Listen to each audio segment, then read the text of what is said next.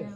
So this is Perfect Foods, the wheatgrass and microgreen growers that are honored to have Rabbi and Dr. Gabriel Cousens, a holistic doctor here actually in Oceanside. And he is a master of integrating spirituality and the vegan diet together for a holistic approach to healthy living. So I just wanted to ask him quickly, like, why do you think the importance of integrating both of them is, and what's your philosophy on that? So let's go back to the Garden of Eden. So what happened in the Garden of Eden? It said, I give you every herb yielding seed, and every seed of a tree that brings forth fruit, or the fruit of every seed-bearing tree. And what is that? It's an organic, veganic diet. Mm-hmm. So the original Adamic Garden of Eden diet was indeed a vegan diet. Of course, they didn't have the word vegan, right? It's the Garden of Eden diet. And then after that, later it became called the Pythagorean diet. In 1944, the word vegan came through with Watson, who called it vegan. But really, it's the Garden of Eden diet.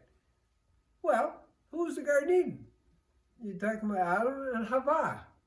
You are talking about the real kind of meaning of that, and then it's really fundamental to the Jewish diet. Now, does that mean people followed it? No, but what did Maimonides say?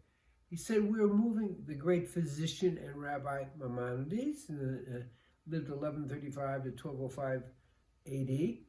What did he say? The idea is to go back, slowly, to get back move from a meat-eating diet back to the Garden of Eden diet. And so did Nachmanides, his student, another physician and rabbi. So what I'm saying isn't exactly anything new. It's actually, things my people have been trying to do it for years. So we're trying to move it that way. Now in Israel, where I live part-time, 8.6% of the population is vegan, and 13% is vegetarian. So clearly people are following that to a greater extent. In the United States, 1% to 2%, depending on the data, are vegan, and maybe 5-6% are vegetarian. It may be really higher, but those are the most recent statistics, which are probably a few years old. So, but it is about going back to the original God-given diet. That's how spirituality and the whole idea of plant-based diet become integrated. There's more to it, because my interest is spiritual life. And when we look at the whole thing, is how do you best activate spiritual life? And there's no question about it, and I mean this very seriously. I've been doing this since 1975. Just a few years. A few years, right? Like 40 years or so. That a vegan diet greatly supports. You can't eat your way to God, okay? You can't eat your way to God. But a vegan diet greatly supports spiritual life. The details we have to talk about in different workshops. And man, I have a very nice workshop called Torah Veganism. Can't wait for that one.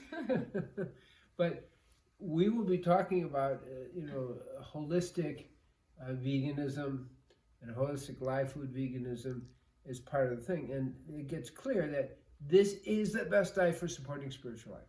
The best diet, no question, no confusion. But you have to know what you're doing. And one of the problems is people don't know what they're doing. And so I've worked out the patterns, because we're all different constitutions. We have like 20 to 30,000 genes, probably 200,000 gene variations. Now, where does that put us? Well, it puts us as we have to figure out how to eat right for our constitution. When you get that, then I'm like 99% successful. When you don't get that, and you think it's only one kind of diet, then you're never going to be successful, because we're not a bunch of cows. Okay, so we incorporate, I'm a person that has a lot of microgreens. I have a lot of the wheatgrass, more microgreens actually, a lot of sprouts. Right now but I usually have 1 or 2 ounces of wheatgrass every day. So, but that's just part of it because it accelerates the unfolding of the Ruach HaKodesh, the spiritual energy. So, but I do it because it makes me feel good, right? And it gives me energy. And it gives me sustaining energy, which is what you want, sustaining energy over time. Okay, you don't get tired. That's the key thing, ever. And that's the point I'm making. So on this diet, which is very strongly based on microgreens and the wheatgrass and the live food vegan diet, then you have this energy. Now, energy in this diet, as they say, you can't eat your way to God, but it greatly supports the spiritual path. And that's really the key teaching, and that's what God Eden diet was about. That's what Maimonides talked about. That's Nachmanides talked about. This is the best way to eat that brings you closer, opens up the energetic systems to help you best wake up to the divine. There you have it. Thank you.